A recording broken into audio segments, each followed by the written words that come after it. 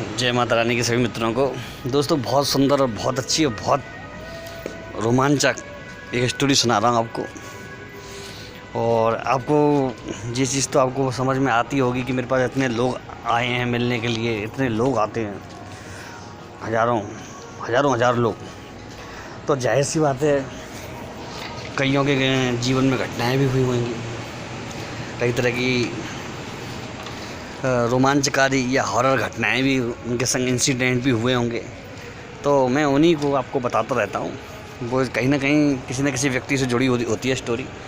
तो आज की जो स्टोरी बता रहा हूँ मैं आपको, तो उसको सुनने के बाद आप कहेंगे ऐसा भी हो सकता है। तो ऐसा होता है मित्रों। मैं खुद इसको सुन के चौंक गया मज़ा आया, मुझे काफ़ी मज़ा आया था। तो जी, हमारे एक मिलने वाले थे, 2-3 साल पहले आए थे, जिनका नाम मुरली है। तो जी उन्होंने तीन नहीं 4 साल हो गए होंगे, 4 साल पहले मुरली हैं, ठीक है ना। तो आए थे, उन्होंने ये स्टोरी बताई थी मुझे। और जो स्टोरी उनके गांव की है, ठीक है ना। और वो जॉब करते हैं अच्छी। अब तो पता नहीं कहाँ पर है, उनका नंबर भी अब तो पता नहीं है। लेकिन ये घटना मैं आपको बता रहा हूँ, ठीक है ना। घटना कुछ इस प्रकार से है कि जॉब की छुट्टी थी, मुरली अपने गांव गया हुआ था। और मुरली भाई गांव में अपने, अब गांव में क्या था कि गांव में माता पिता थे। तो माता पिता गांव में रहते थे, वो घर में शहर में जॉब करता था। तो उसको सिगरेट की आदत बन गई थी, सिगरेट पीने की। तो माता पिता को मालूम नहीं था, माता पिता के सामने वो पीते नहीं थे महाराज। तो मुरली ने फिर सोचा कि लाओ चलो ज़रा खेतों की तरफ निकल जाते हैं और सिगरेट पी लेते हैं। रात का 10:30-11 बज रहे थे। गांव में तो इतना समय बहुत ज़्यादा रात होती है, 10:30-11 सब 8-9 बजे सो जाते हैं। आज के समय में भी 8-10 बजे सब सो जाते हैं ज़्यादातर। तो उस समय तो काफ़ी पुरानी बात है। तो करीब 15 साल पुरानी बताई मुरली ने बात। जो उन्होंने मुझे घटना बताई 4 साल पहले बताई थी, वो 15 साल पुरानी घटना थी। उस समय 4 साल पहले उन्होंने बताया था, ठीक है ना। तो अब निकल लेते हैं वो अपने सिगरेट की डिब्बी दबा करके अपने पजामे में और कुर्ता डाल करके, और निकल पड़ते हैं लाइटर ले करके। लाइटर को उनको शौक़ था, बताते थे कि तरह तरह के लाइटर रखता था गुरुजी में, नए तरीके के जो। तो वो निकल जाते हैं। दूर चलते चलते जब तक देखा कि उन्होंने कोई चहलकदमी नहीं हो रही किसी की भी, ऐसी जगह पहुंच गए दूर। क्योंकि कहीं खेतों में लोग फसल को भी देख रहे थे रात को, जानवरों के डर से बैठे हुए थे। तो और दूर निकल गए, वो जरा और सुनसान इलाके में निकल गए, खेतों में। अब निकल गए काफ़ी दूर, चलते चलते सोचते पीते पीते अपने ठंडी हवा चल रही थी दूर। और घने खेतों को छोड़ के घने जंगल से में आ गया वो, बात में मालूम नहीं पड़ा उसके। तो अब क्या होता है, अब घटना में क्या होता है, अब आएगा मज़ा है। अब मालूम पड़ेगा ठाकुर तो गियो। तो अब क्या होता है मित्रों कि अब वो लौटते हैं। उन्होंने कहा अरे 11 बज गए। उन्होंने अपनी घड़ी देखी तो 11 बज गए, चलिए लौटते हैं। मोबाइल उस समय थे नहीं भाई। तो 11 बज गए देख के, अब जब घड़ी आधी रात थी, लेकिन उनको अंदाज़ा था अपने उसका। तो वो निकल के आ रहे थे और धीरे धीरे बढ़ रहे थे वो आगे अपने। उन्होंने क्या किया, रास्ता काटने के लिए दूसरी सिगरेट भी निकाल ली, पीने लग गए। तो अचानक उनको एक ऐसा महसूस हुआ, कुछ जैसे कहते हैं ना, मन में विचित्र आशंका होती है पीछे कोई है।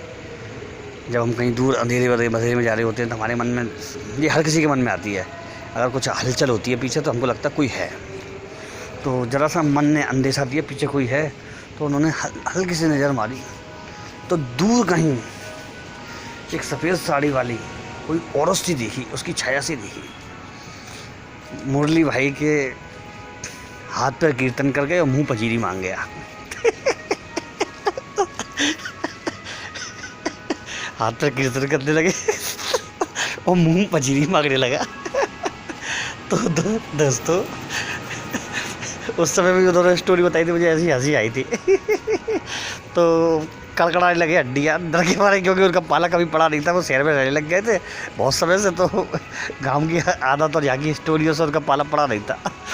तो अब उन्होंने लंबे लंबे कदम सिगरेट फेंकी कोने में और लंबे लंबे कदम मारने लगे। तो अब वो लंबे लंबे कदम मारने लगे तो वो साया, जो सफ़ेद साड़ी वाला साया था, वो साया जल्दी जल्दी उनके पास आने लगा। जितनी तेज वो चले उतरा थे वो साया चले। अब मुरली के होश फाख्ता हो गए, मतलब कहते ना देवता कूच कर गए, तो होश उसके फाख्ता हो गए, होश उड़ गए मतलब उसके। तो अब वो और तेज़ कदम चले तो अचानक पीछे से आवाज़ आ जाती है, बिल्कुल स्पष्ट आवाज़, अरे ओ मुरली। बस इतना सुनता था मुरली भाई का कि उनकी पूरी जितनी रही सही जो बची हुई जान थी वो भी निकल गई।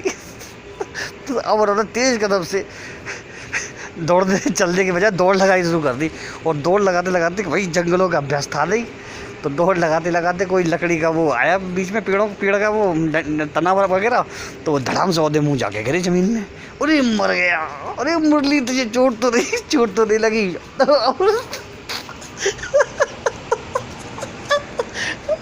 अब तो मित्रों मुरली की पूरी जान निकल गई।